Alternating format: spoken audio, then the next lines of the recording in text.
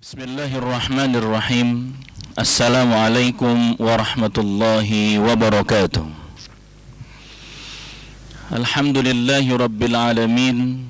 Wa sallallahumma ala sayyidina Muhammadin nabiyyil ummiyil amin. Wa ala alihi wa ashabihi wa man tabi'ahum bi ihsanin ila yaumiddin. Allahumma ja'al ayyamana ayyama Rasulillahi sallallahu alaihi wasallam wa layalina layali Rasulillahi sallallahu alaihi wasallam waj'alna min ahli safa wal wafa wa ba'd.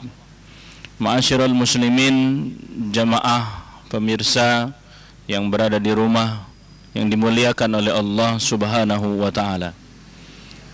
Bersyukur kita kepada Allah, hari ini hari pertama kita menghadapi bulan yang selama ini kita tunggu-tunggu, yang sedari bulan Rajab kita sudah berdoa, Allahumma barik lana fi Rajab wa Sya'ban wa ballighna Ramadan.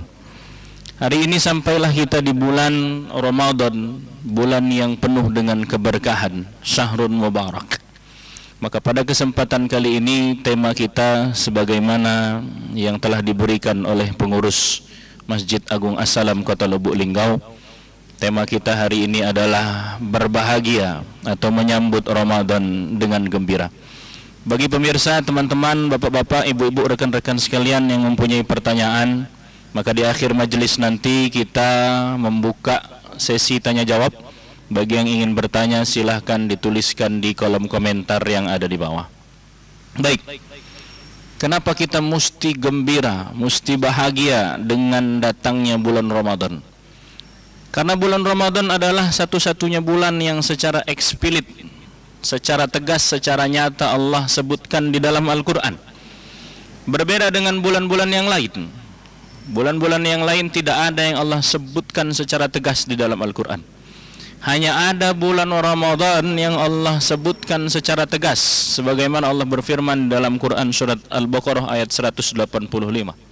A'udzu billahi minasyaitonir rajim. Syahrul Ramadhan alladzi unzila fihi al-Qur'an. Adalah bulan Ramadan yang mana bulan ini bulan diturunkannya Al-Qur'an. Jadi bulan Ramadan ini secara jelas sekali Allah sebutkan di dalam Al-Qur'an.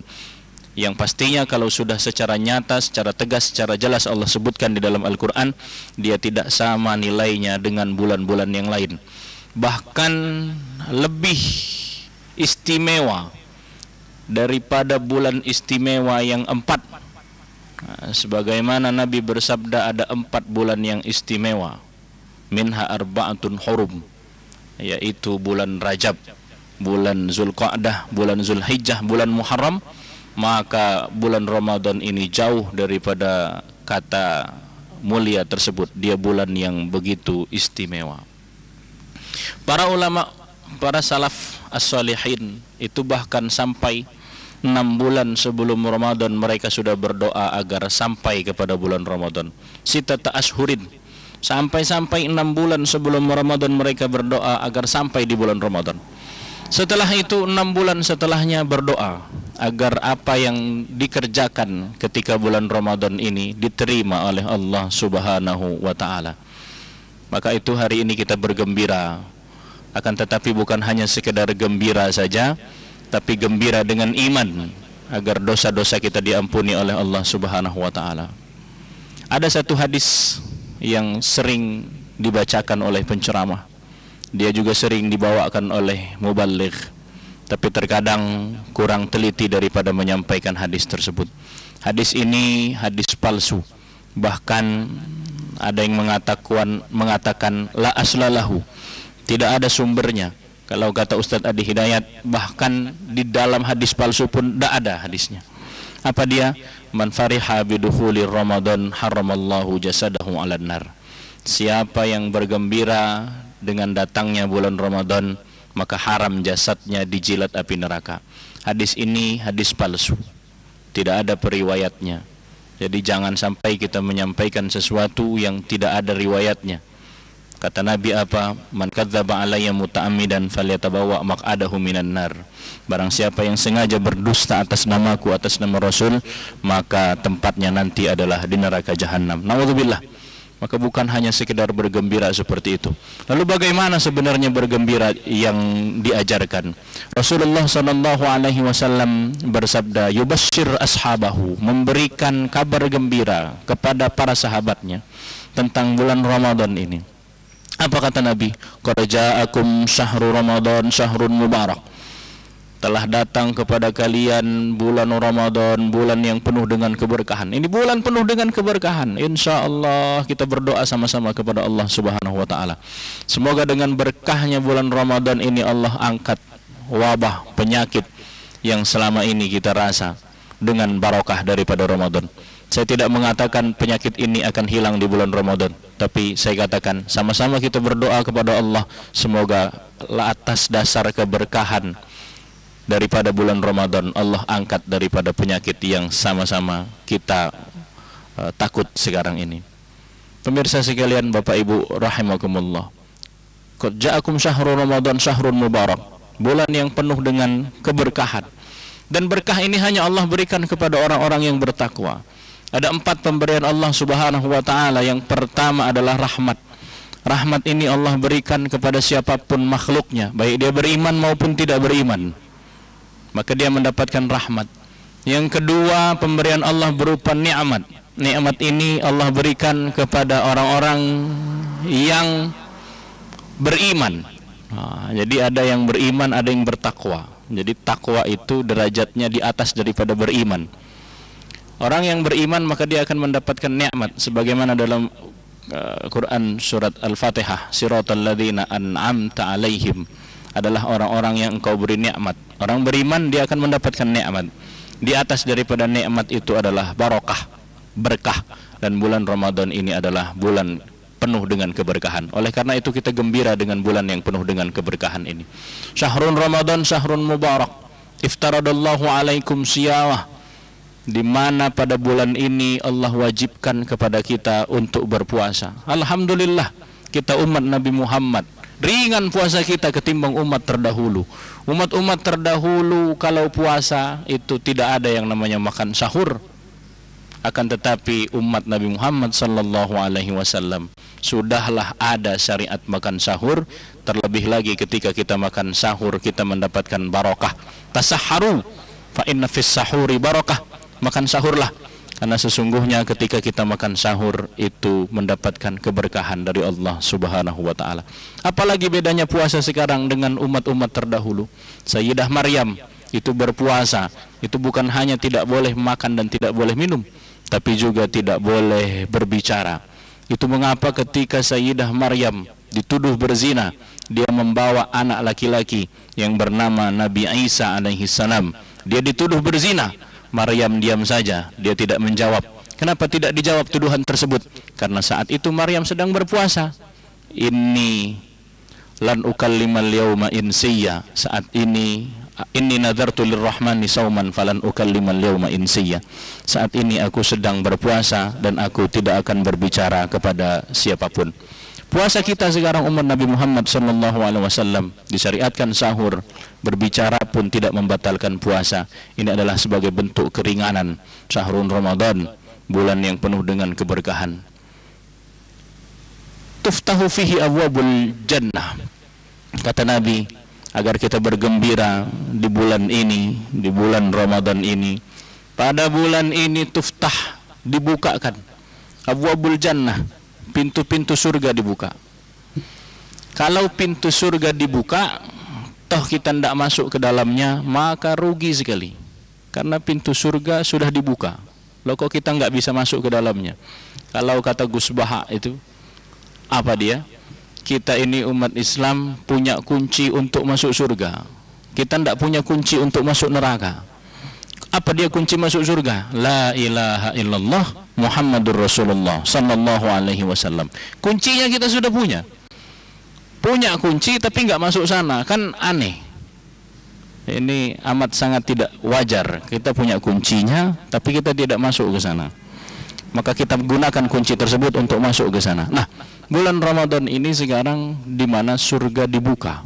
Pintu surga dibuka. Pintu surga dibuka, kok kita nggak masuk ke sana? Maka ini amat sangat rugi. Wa tughlaqu fihi abwabul jahim. Sebagaimana pintu surga dibuka, maka pintu neraka itu ditutup. Pintu neraka sudah ditutup dan kita tidak punya kunci untuk masuk neraka, kok masih juga masuk neraka, maka ini amat sangat rugi sekali. Wa tuwalli fihi syayatin. Pada bulan ini setan-setan dibelenggu. Tidak semua setan dibelenggu. Yang dibelenggu atau diikat adalah setan-setan yang jahat saja. Sementara jin korin ini jin yang menemani kita dari kita lahir.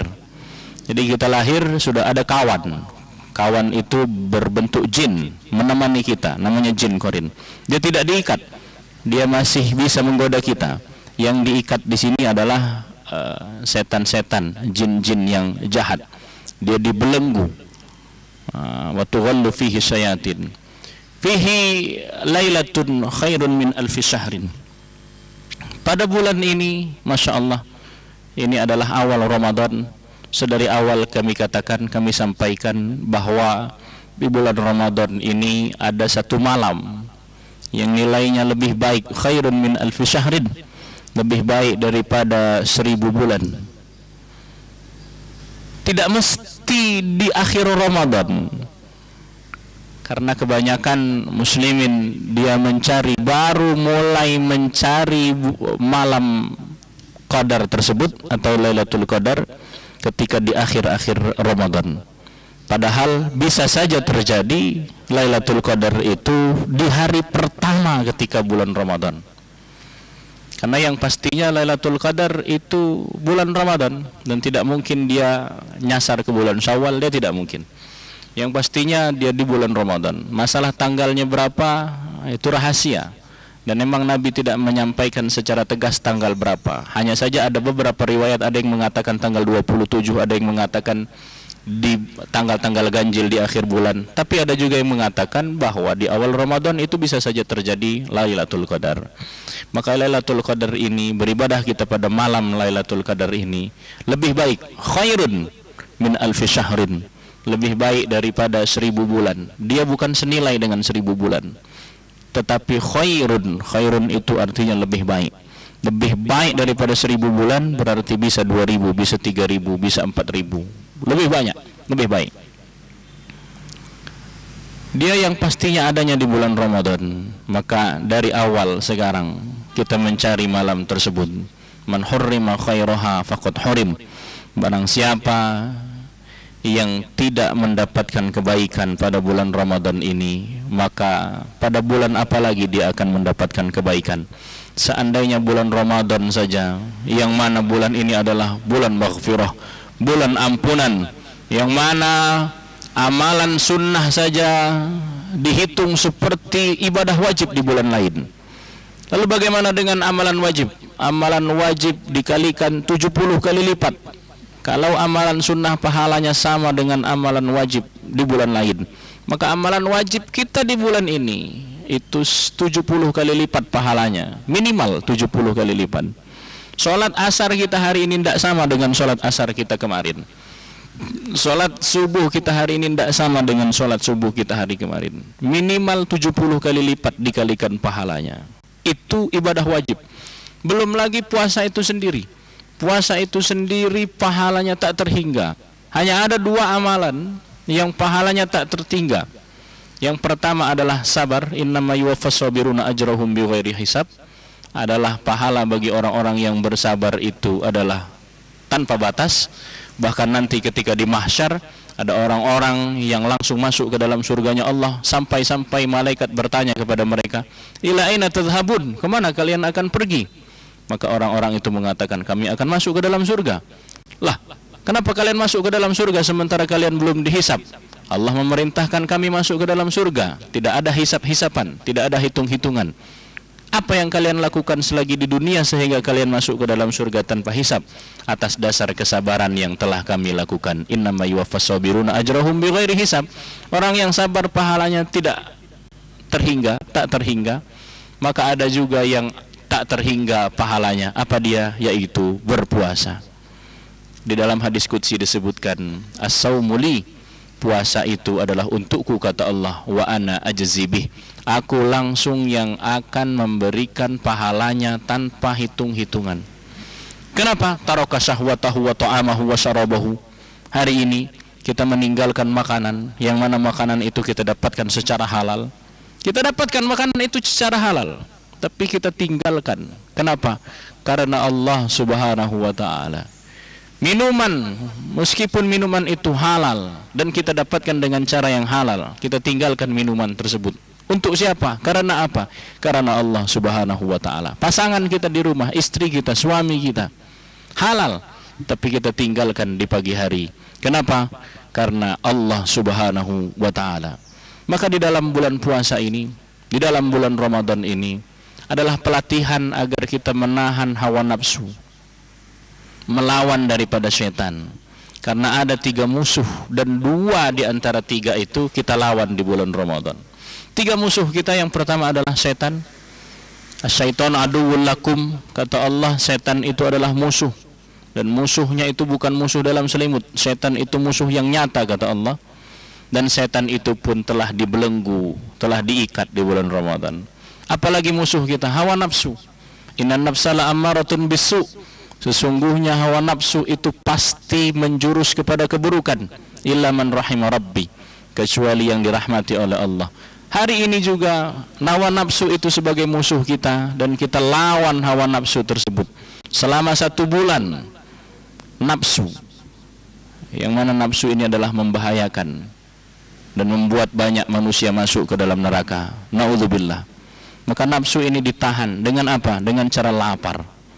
Orang kalau lapar, maka nafsunya akan turun. Dia tidak nafsu lagi melihat yang diharamkan oleh Allah Subhanahu wa ta'ala. Kenapa? Karena dirinya dalam keadaan lapar. Nafsu kita kendalikan, setan dikendalikan. Ketika Ramadan telah selesai dan setan kembali datang, hawa nafsu kembali tinggi, kita sudah terbiasa melawan daripada setan dan melawan daripada hawa nafsu tersebut selama 1 bulan. Itulah rahasia bahwa Ramadan ini mencetak daripada kadar-kadar, mencetak daripada orang-orang yang saleh. Karena hawa nafsu dikendalikan, setan-setan pun dikendalikan. Ibadallah, ma'asyiral muslimin rahimani wa rahimakumullah, pemirsa sekalian yang dirahmati oleh Allah Subhanahu wa ta'ala. Semoga Ramadan kita ke depan adalah Ramadan yang berkualitas, Ramadan yang karena iman, Ramadan yang karena mengharapkan pahala dari sisi Allah Subhanahu wa ta'ala. Karena siapa yang berpuasa imanan wahtisaban, berpuasa karena iman dan mengharap pahala dari sisi Allah Subhanahu wa ta'ala, ghufira lahu ma taqaddama min dzanbih, dosa-dosanya juga akan diampuni. Bukan hanya sekedar puasa saja, malamnya pun kita tetap melaksanakan salat tarawih meskipun di rumah masing-masing. Meskipun kita tahun ini tidak bisa pergi ke masjid, siapa yang tidak sedih? Kami pun sedih, semua sedih, ustadz sedih. Orang-orang yang rindu akan masjid, dia akan sedih. Dia ingin sekali sholat tarawih berjamaah di masjid, tapi apa daya, karena penyakit yang ada, karena memang itu sudah keputusan bersama, jangan dulu ke masjid. Maka kita taati, kita aturi, kita taati peraturan tersebut. Ini adalah keputusan bersama. Di situ adalah ada Majelis Ulama Indonesia, ada Nahdlatul Ulama, ada Muhammadiyah, ada FKUB, ada pemerintah kota dan sebagainya. Kita taati aturan tersebut. Tidak dulu kita untuk sementara ini sholat tarawih berjamaah di masjid, tapi kita tetap melaksanakan sholat tarawih, bukan kita tinggalkan sholat tarawih tersebut. Bagaimana caranya? Kita lakukan berjamaah dengan keluarga kita, dengan orang-orang di sekitar kita mungkin, yang tidak menyebabkan kerumunan orang ramai. Kalau kita lakukan sholat tarawih itu seorang diri, maka kita ada yang namanya rasa jenuh. Barulah 2 rakaat sudah tidak ingin menyambung 2 rakaat selanjutnya. Barulah 4 rakaat sudah malas untuk melaksanakan 2 rakaat selanjutnya. Maka kita berjamaah dengan keluarga inti kita di rumah. Karena dengan berjamaah ini kita bisa menyelesaikan sholat tarawih tersebut. Walaupun sholat tarawih ini hukumnya sunnah, tetapi ketika kita mengerjakan yang sunnah, sebagaimana di awal kita sampaikan tadi, yang sunnah kita kerjakan di bulan Ramadan ini pahalanya sama seperti seperti kita mengerjakan ibadah wajib. Jadi tarawih tetap dikerjakan bersama keluarga inti kita. Dan siapa yang salat tarawih, man qama ramadhana imanan wahtisaban ghufira lahu ma taqaddama min dzanbih. Siapa yang salat tarawih menghidupkan malam Ramadan dengan iman dan dengan penuh harap kepada Allah, maka akan diampuni dosanya oleh Allah Subhanahu wa taala. Bertaubat kita kepada Allah Subhanahu wa taala adalah penentu ibadah-ibadah kita sebulan ke depan. Ini adalah langkah awal kita. Bertaubat kita kepada Allah, bertaubat kita kepada Allah. Semakin banyak kita bertaubat kepada Allah, mungkin semakin cepat Allah angkat penyakit, Allah angkat azab, Allah angkat cobaan ini. Hadanallahu wa iyyakum ajmain. Hanya inilah yang dapat kami sampaikan. Kurang lebihnya kami mohon maaf. Kepada Allah saya mohon ampun. Barakallahu fikum. Assalamualaikum warahmatullahi wabarakatuh.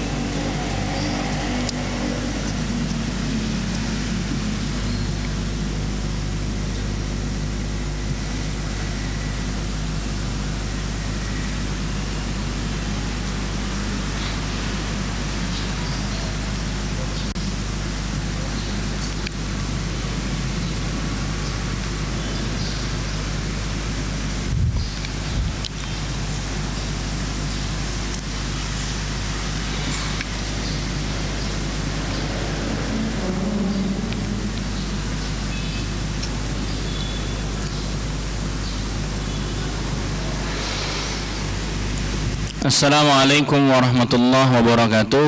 Sekarang kita akan menjawab pertanyaan daripada rekan-rekan pemirsa yang sudah mengirimkan pertanyaannya, yang sudah sampai ke kita.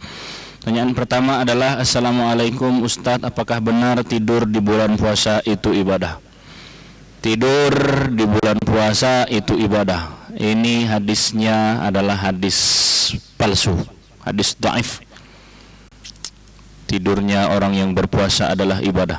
Hingga akhirnya dari sahur, setelah sahur dia tidur, bangun-bangun zuhur, sholat, habis sholat tidur lagi, bangun asar, sholat, tidur lagi. Masih mending dia ada sholat.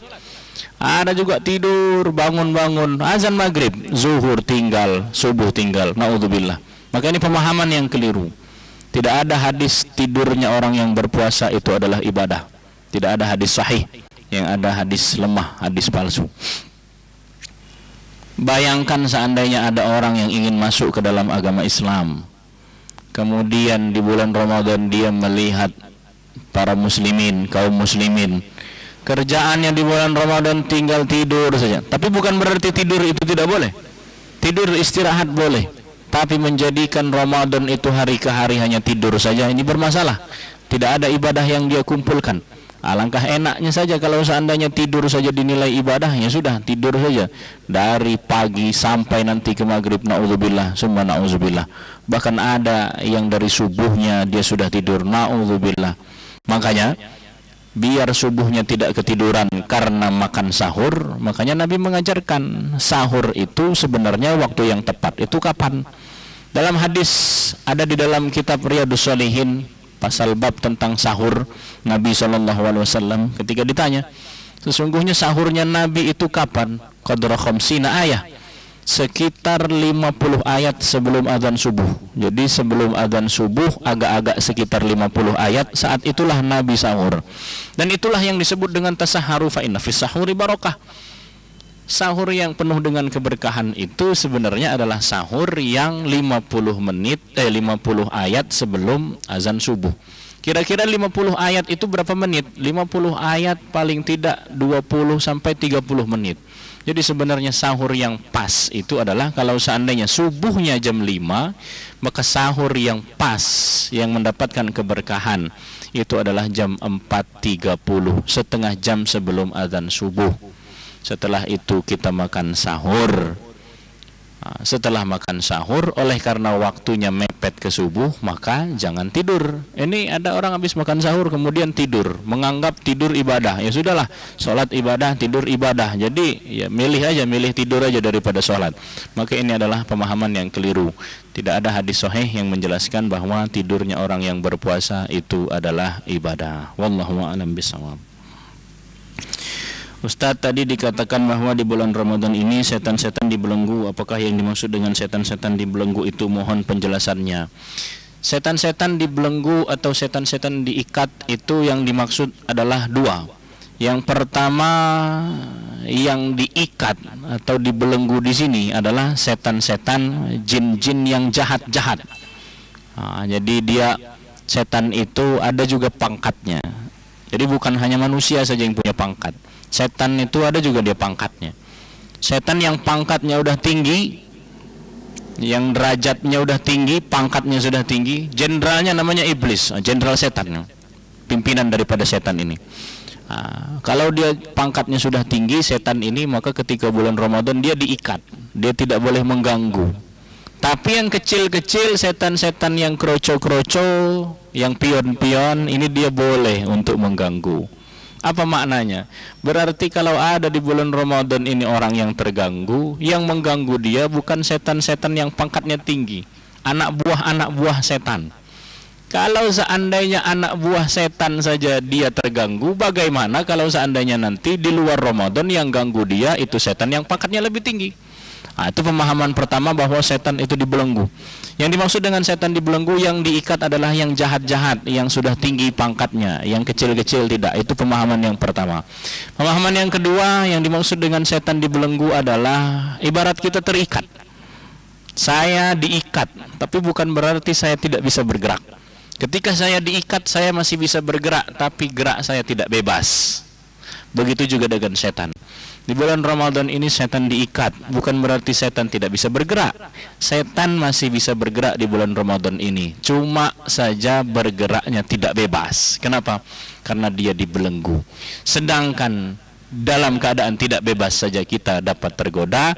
Bagaimana kalau seandainya setan leluasa? Jadi jangan nanti dipahami, oh setan diikat, dibelenggu, tapi kok masih ada yang berzina, masih ada yang membunuh, masih ada yang korupsi. Itu setan masih bisa mengganggu, bukan berarti tidak bisa mengganggu. Masih bisa mengganggu, hanya saja mengganggunya tidak leluasa. Wallahu a'lam bishawab. Ustadz, apa ciri-ciri malam Lailatul Qadar?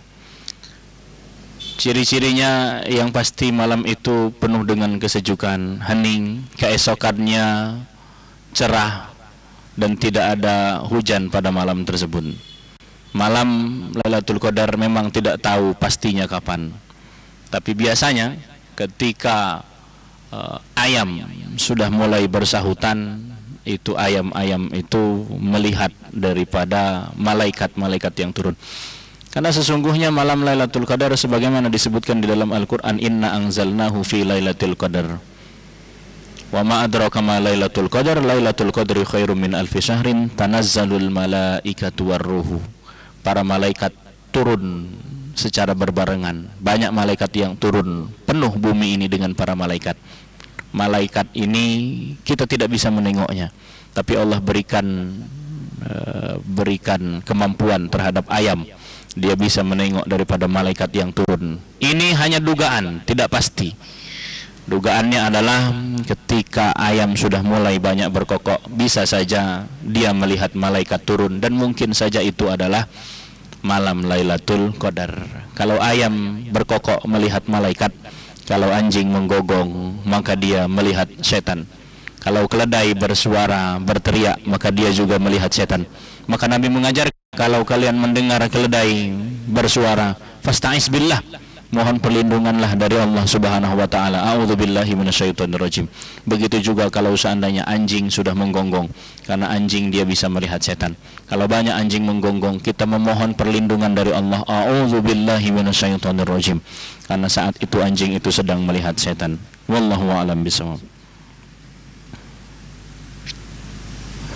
Bagaimana cara kita bergembira menyambut bulan Ramadan di tengah pandemi COVID-19, COVID-19? Mohon penjelasannya Ustaz. Masya Allah, ini pertanyaan bagus sekali, mewakili daripada pemirsa.